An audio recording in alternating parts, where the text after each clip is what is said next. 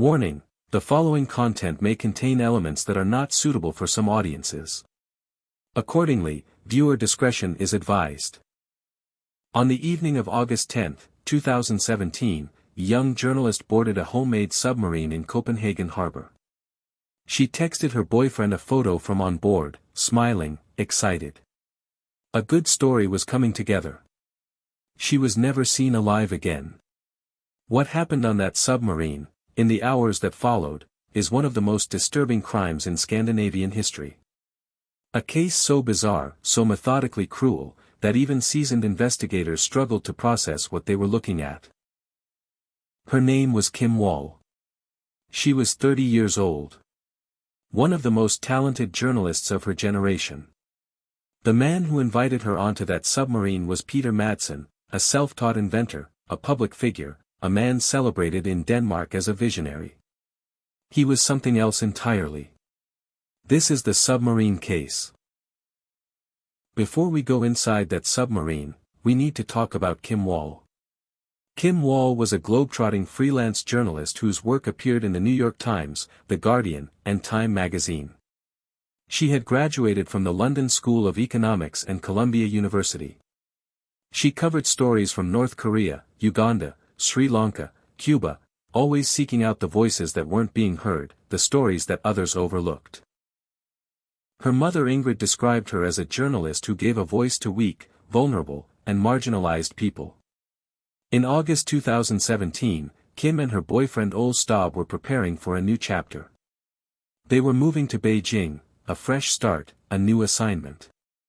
They were planning a farewell party on the evening of August 10 at Refshaleøen in Copenhagen. Before the party, Kim received a message. Peter Madsen, a Danish inventor she had been trying to interview for months, was finally available. He invited her to join him on his submarine for 2 hours. A perfect opportunity for the story she'd been working on. Wall skipped her own goodbye party to meet Madsen aboard his 55-foot UC-3 Nautilus submarine. She texted Ole a photo of herself standing in the submarine's tower, smiling alongside Madsen, whose back was turned to the camera. It was the last photo ever taken of her alive. So who was Peter Madsen? Peter Lenkjær Madsen was born on January 12, 1971. He grew up in rural Denmark, spending time in Sæby and Hong. His mother left when he was 6. He returned to live with his father, with whom he shared an obsessive interest in rockets.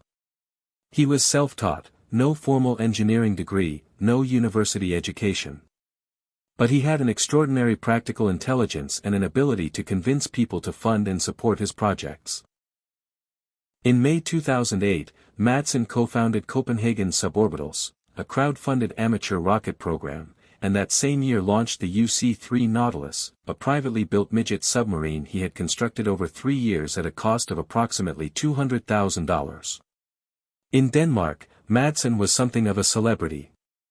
He appeared on television. He gave talks. He was the eccentric genius in the harbor, building rockets and submarines with volunteer help, dreaming of space. A psychiatric evaluation would later describe him as a narcissistic psychopath, lacking in empathy but not psychotic or delusional. The public didn't know that yet. Kim Wall didn't know that yet.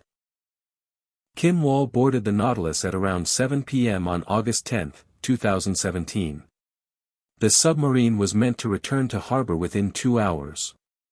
It didn't come back. Ole Staub called police at 1:43 a.m. to report Kim missing. The following morning, the Nautilus was spotted from a lighthouse between Denmark and Sweden, floating in Koge Bay. Then, at 11 a.m., it sank. Madsen was rescued from the water and arrested. Kim Wall was nowhere on board. What Madsen said next set the tone for everything that followed. He told police he had dropped Kim off safely on land before the submarine went down. But Ole Staub knew that wasn't true. He had been waiting for her all night. The investigation began. Hours before Kim boarded the submarine, Madsen had searched on his phone for the words, beheading, girl, and agony. A video of a woman having her throat cut had been played on his phone.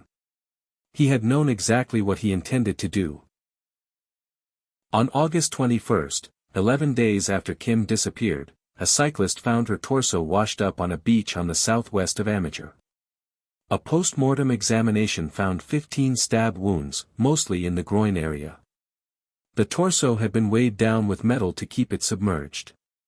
On October 7, Royal Danish Navy divers found Kim's head, arms, and legs, along with a knife and pieces of her clothing, in bags at the bottom of Koge Bay, weighted down by pieces of metal.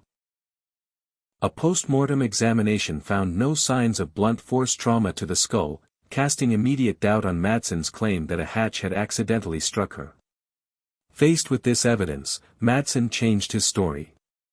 He now claimed Kim had died from carbon monoxide poisoning, accidentally inhaling exhaust gases while he was on deck. He said he had panicked. He had dismembered her body and dumped it at sea because, he claimed, he didn't think anyone would believe a convicted killer. Madsen's trial began on March 8, 2018. He pleaded not guilty to murder. What emerged in that courtroom was a portrait of a man whose private life bore no resemblance to the public figure Danes thought they knew. Videos showing women being tortured, strangled, and beheaded had been found on Madsen's computer. Witnesses said they had seen him watching videos of decapitation and practicing asphyxiation. Prosecutors accused Madsen of tying Kim up and abusing her before killing her.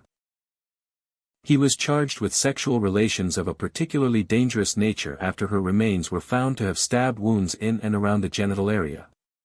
In court, Madsen denied everything, insisting the stab wounds were made post-mortem to help the body sink. Insisting there was nothing sexual in what he had done. A psychologist who evaluated Madsen described him as highly untrustworthy, perverted, and sexually deviant. The jury heard everything. The searches on his phone. The videos on his computer. The physical evidence recovered from the seabed. The post-mortem findings that contradicted every version of his story. On April 25, 2018, Peter Madsen was convicted of murder, indecent handling of a corpse, and sexual assault. He was sentenced to life imprisonment. He appealed. On September 26, 2018, the High Court of Eastern Denmark upheld the sentence. If you thought the story ended with the conviction, it didn't. On October 20, 2020, Peter Madsen escaped from Herstedvester prison in Albertslund on the outskirts of Copenhagen. How? He bluffed his way out using a fake pistol and a belt that looked like a bomb, strapped to his abdomen. A witness reported that Madsen had been driving a white van when officers surrounded him. He was recaptured less than a mile from the prison. Photographed sitting in the grass with his hands behind his back as police trained their weapons on him. The image of Madsen, a convicted murderer, sitting calmly in a suburban Copenhagen field surrounded by armed police, became one of the most surreal crime photographs in Danish history. He later received an additional 21 months in prison for the escape attempt. He remains behind bars today. Kim Wall was 30 years old. She was days away from beginning a new chapter of her life, a move to Beijing, a new assignment, a future full of the kind of stories only she could tell. Instead she boarded a submarine. And never came home.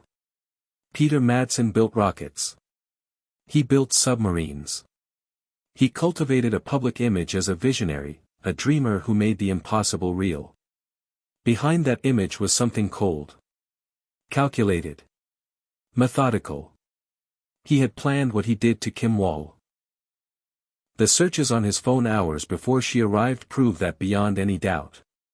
Kim Wall's legacy lives on through the Kim Wall Memorial Fund, a grant established in her name that supports female journalists covering underreported stories around the world. The kind of journalism she dedicated her life to. In 2022, Netflix released a documentary called Into the Deep about this case. If you want to go deeper after watching this, that's where to go. Subscribe if this story stayed with you. And leave a comment. Of all the cases covered on this channel so far, which one do you think represents the biggest failure of the people around the killer to see the warning signs? I hope you enjoyed the video and I'll see you in the next one.